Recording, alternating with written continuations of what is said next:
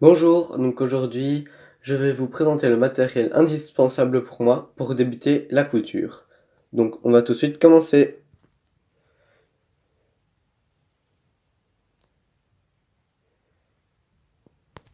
Donc on commence avec la paire de ciseaux. Bien évidemment, il faut une bonne paire de ciseaux qu'on va utiliser que pour couper le tissu. Si vous coupez de tout avec, ça n'ira pas, elle va s'user. Et le tissu, quand la paire de ciseaux va le couper, le tissu ne sera pas très beau, voire elle va déchirer le tissu. Donc c'est vraiment indispensable, quitte à mettre 20-30 euros pour une bonne paire de ciseaux, il en faut une bonne qui fait que pour le tissu. Donc ensuite, toujours dans la gamme du ciseau, donc vous pouvez opter aussi pour le cutter.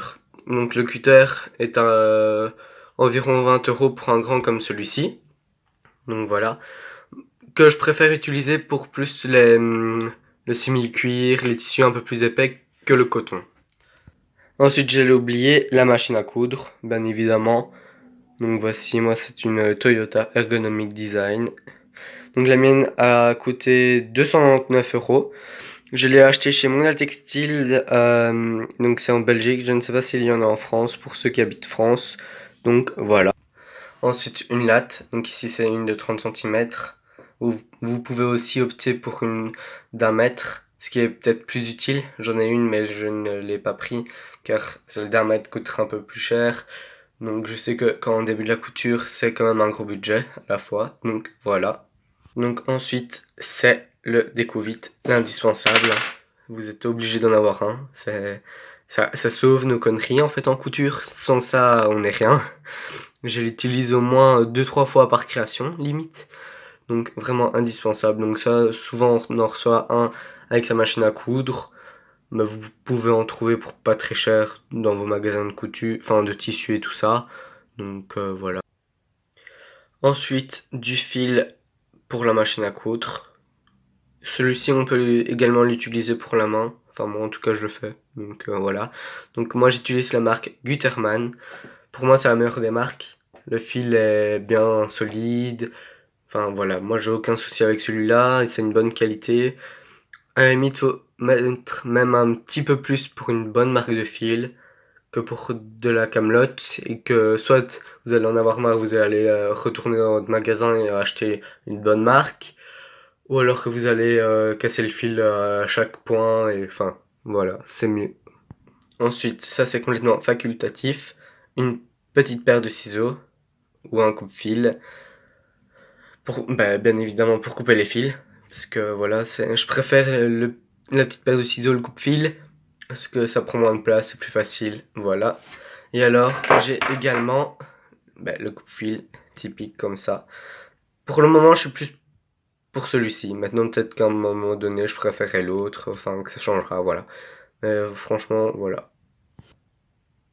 Ensuite, donc, les épingles, bien évidemment, pour assembler le tissu et pas que tout bouge pendant la couture. Donc, moi, personnellement, j'ai opté pour le bracelet. Aussi, je préfère l'avoir à mon poignet, c'est plus pratique, je préfère. Au moins, voilà, elle ne me quitte pas.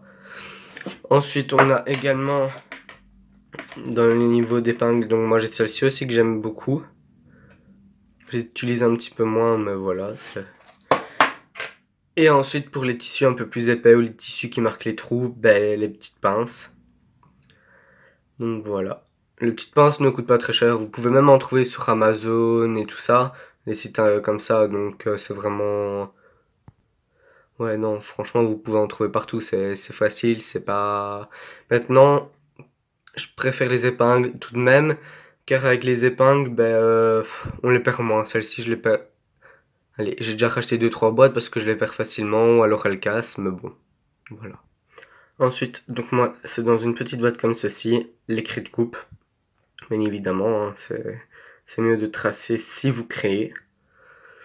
Ou même retracer un patron et vous coupez seulement après, voilà. Donc ici, il y a 3 couleurs, rouge, blanc, bleu. Donc j'ai aussi acheté chez Mondial Textile. Elles m'ont coûté environ 2,50 € dans ces alentours-là, donc c'est vraiment pas cher. Vous pouvez en trouver même encore moins cher, je pense. Donc vraiment, prenez la peine d'en acheter, ça vous servira. Et pour finir,